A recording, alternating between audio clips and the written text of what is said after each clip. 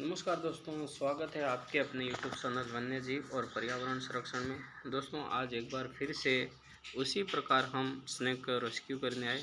जिस प्रकार मुरली वाले हौसला हमारे इंडिया के सबसे बड़े स्नेक एक्सपर्ट हैं, जिनके YouTube पर 17 मिलियन फॉलोअर हैं, और वो एक दिन इसी तरह जाल में फंसे हुए कोबरा सांप को निकालने गए और स्नेक बाइट हुआ था। उसी तरह का केस एक बार फिर से हमारे सामने आया है।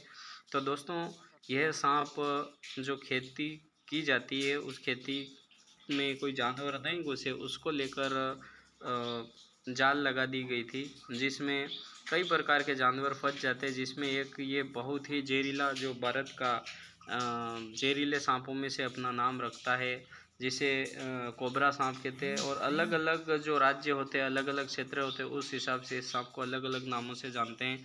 तो हमारे यहाँ इस सांप को कोबरा सांप कहते हैं। कोबरा सांप की 3 प्रजातियाँ हैं। एक किंग कोबरा होता है, जो बहुत बड़ा होता है, 6 से 7 मीटर तक होता है, 5 मीटर समथिंग होता है। और एक होता है मोनोस्लेट कोबरा, जिसे चंद्रनाग कहते हैं, जो कि अपने जहर को थूकता भी है।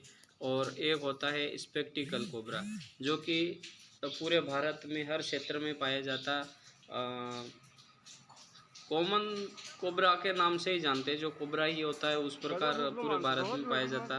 तो इसी प्रकार एक दिन हमारे मुरली वाले हौसला जो स्नेक को पकड़ने गए थे, उस स्नेक बाइट हुआ था। लेकिन उनकी गलती ये रही थी कि उन्होंने सांप का जो मुंह था उसको दबाया नहीं, सीधा हाथ लगाने गए और स्नेक जो जाल था उसमें से थोड़ा गैप रखे और उसने डंक मार दिया बहुत ही तेज। मैं बिल्कुल कई बार ऐसी गलतियां एक्सपर्ट से हो जाती है, लेकिन वो सतर्क होते हैं तो हॉस्पिटल पहुंच जाते हैं। तो आपसे निवेदन है कि जब भी घर परिवार में या जहां अपने मिलने वाले वहां पर स्नेक बाइट हुआ, तो तुरंत आपको सूचना लगी तो आप जितना जल्दी हो सके आप हॉस्पिटल पहुंचा देवे, ताकि वहां पर जो स्नेक होता है उसका एंटीवेनम उपलब्ध होता है, तो बचने के 90% चांस बढ़ जाता है। अगर आप लेट ले जाओगे और समय निकल जाता है जहर पूरी बॉडी में फैलने के बाद, तो डॉक्टर भी ज़्यादा कुछ नहीं कर पाते हैं। तो ये जो सांप है बहुत बड़ी साइज़ में कोबरा सांप है, आप देख रहे हो, बहुत पुराना सांप है। सांप की उम्र होती है 120 साल समथिंग हो जाती है। तो ये बहुत ही बड़ी साइज़ में, और ग्रामीण एरिया में इतने बड़े सांप मिलना कॉमन बात है, क्योंकि यहाँ पर जंगल एरिया होता है और बड़े बड़े सांप यहाँ पर रहते हैं। तो दोस्तों, ऐसे कई बार घटनाएं देखने को मिलती है, स्नेक बाइट हो जाते हैं तो हम लोग झाड़ फूँक करवाते हैं। झाड़ फूँक नहीं करवाना है, सीधा हॉस्पिटल लेकर जाना है।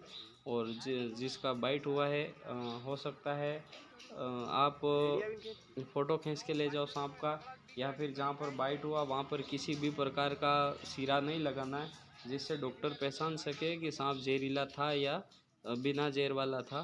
तो आपको सतर्क रहकर काम करना है। हम लोग हमेशा सतर्क रहते हैं। आज मेरे पास कोई ज़्यादा इंस्ट्रूमेंट नहीं है, उसके लिए मैं माफ़ी चाहता हूँ।